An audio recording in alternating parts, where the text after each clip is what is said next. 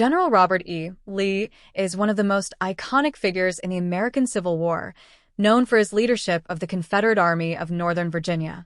Two of the most significant engagements of his military career, the First and Second Battles of Manassas, Bull Run, and the Battle of Antietam, are central to understanding the early and middle phases of the war. A documentary about Lee's attacks at these battles would delve into the strategies, outcomes, and long-lasting implications of these critical confrontations. The First Battle of Manassas, July 21, 1861. The First Battle of Manassas, also known as Bull Run, took place just months after the Civil War erupted in April 1861. The Union, under General Owen McDowell, launched a bold offensive to capture the Confederate capital of Richmond, Virginia. McDowell's goal was to quickly defeat the Confederate Army and bring a swift end to the war. However, the Confederacy was not easily defeated. Lee was not yet in command at this point. General P.G.T. Beauregard and General Joseph E. Johnston commanded the Confederate forces, but his influence in the Confederate military would grow quickly. The battle saw the Union forces push toward Manassas, but the Confederate Army, reinforced by troops led by General Thomas Stonewall Jackson, mounted a fierce defense. Jackson's stand on the battlefield earned him his legendary nickname, Stonewall, as he refused to retreat. As the Union forces faltered and were thrown back, Confederate reinforcements under Lee's future command arrived, ensuring a decisive Confederate victory. The Union retreat turned chaotic, with many soldiers fleeing in disarray. The victory at Manassas shocked the Union, which had expected a quick war, and it gave the Confederacy a significant morale boost. The Second Battle of Manassas, August 28 to 30, 1862. The Second Battle of Manassas, fought in 1862, came after the Union's failed attempt to capture the Confederate capital in the Peninsula Campaign. After the first battle, Lee had assumed command of the Confederate Army of Northern Virginia. His leadership and tactics would soon become pivotal in shaping the Confederate war effort. At Manassas, Lee confronted Union General John Pope, who had been sent to command the Union Army of Virginia.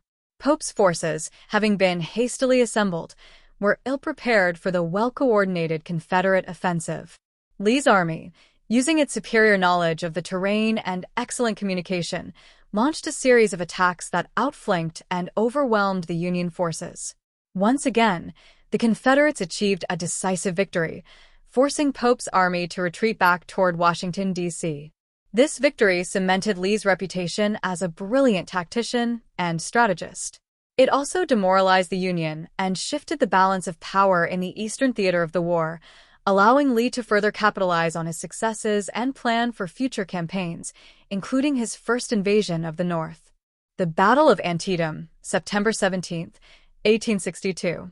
The Battle of Antietam, fought on September 17, 1862, was one of the bloodiest single-day battles in American history, with nearly 23,000 casualties.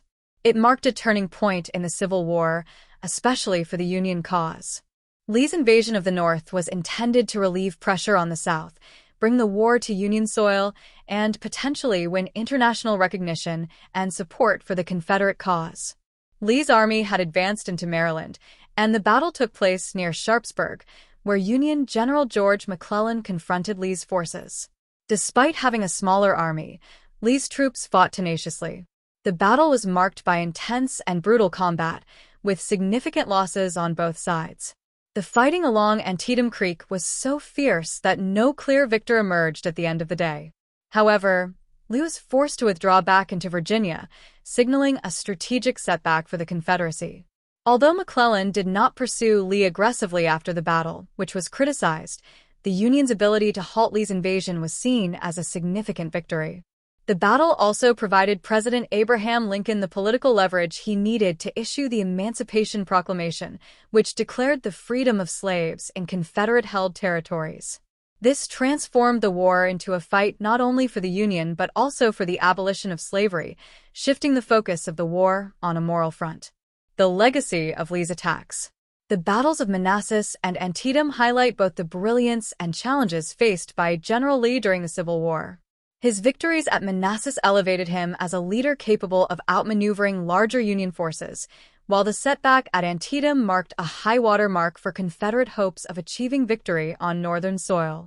Lee's military tactics were often effective in utilizing his army's strengths and exploiting Union weaknesses, but the heavy losses sustained by both sides at Antietam exemplified the war's brutal cost.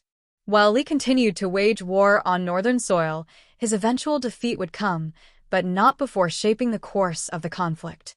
A documentary on Lee's attacks at Manassas and Antietam would explore the intricacies of these battles, providing insights into the military strategies employed, the key leaders involved, and the far-reaching consequences that shaped the outcome of the Civil War. These battles stand as critical moments in the war, defining the early years of the conflict and setting the stage for the bloody struggle that would continue for several more years.